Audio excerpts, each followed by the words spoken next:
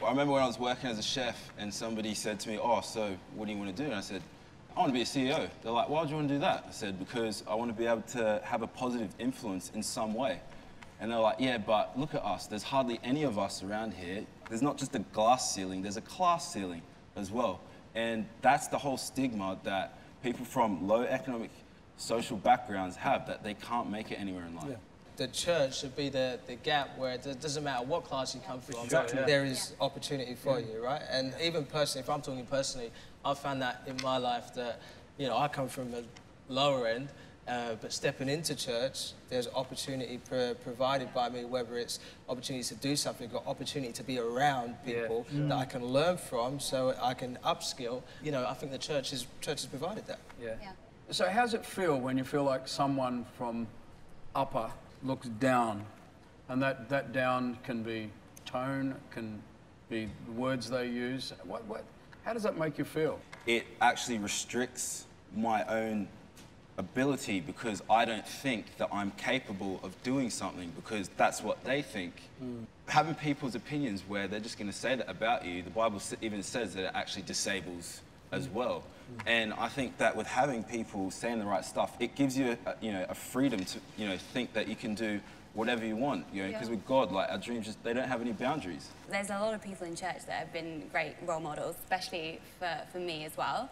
But I think what makes them good role models isn't that somebody's presented to me as this perfect leader for me to follow, but that I'm actually looking to people that are very transparent, and that's what I find really inspiring and actually didn't really find in other areas of my life.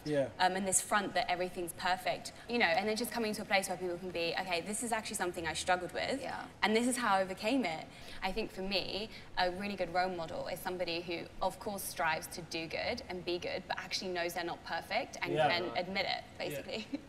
And like, sorry, I get so excited about this because I feel like this is where the opportunity comes for the church, is the fact that if we provide role models like this who don't care where you come from, because I sometimes go into meetings and someone just automatically assumed that I went to, Oxford or Cambridge, and as soon as they asked me what college you went to, and I was like, talking about like the college in Croydon or like as in, and then they're like, and they quickly realize that I didn't go to any of those schools, and their behavior completely changes.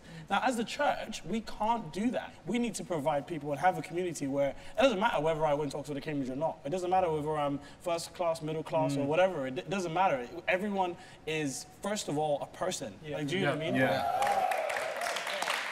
Okay, so it is time for a wild card. Now, just a reminder, Team 1, you have 15 seconds to plan your team's response. Please respond to this phrase. At what point does trendy become trashy? 15 seconds. When you see a certain person, when you see one of you... No, don't worry. Anyway. When you see a father wear Rich is a hype beast. That's my kid's I wouldn't know.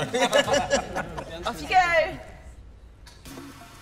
When does trendy become trashy? I actually don't think trendy does become trashy. If you look at the word trend, it's just something that's popular at that moment. So when it becomes trashy is when the people who think they're influencers actually say that it's not cool anymore. But I don't think that someone else can define what you think is cool. I don't think someone else can define what you wear. So if what you're wearing you think is cool, then that's always on trend. And if it's always on trend in your life, then when is it ever going to be trashy? Like, that's just trend.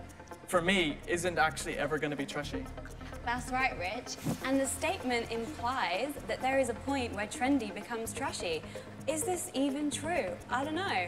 Maybe we can just wear what we like, whether it's trendy or not. Yeah, I think it just goes back to labels again. We're labeling trend and we're labeling trashy. We're just trying to put people in a box for what they're wearing. I don't think we should do that. I think if you want to wear something, if you feel good wearing something, you can wear it. It doesn't matter what this person says or that person says. It's you who's wearing it, so be you and do you. That's what I think. It's good, Mikey. I think that was pretty hot. I'm going to give you my bonus 20 points. Well done. Thanks very much, guys. Okay, we're coming up to the end of the show, but before we finish, we need to find out who has won today's show. Is it Team 1 or is it Team 2? Drum roll, please. Ladies and gentlemen, the winners are Team 1! Well, thank you so much for tuning in to Southpaw. We really do hope that you've been challenged and inspired. That's right, and don't forget, a relationship without trust is like a mobile phone with no service. All you can do is play games. But for now, we'll see you next time. Oh, damn.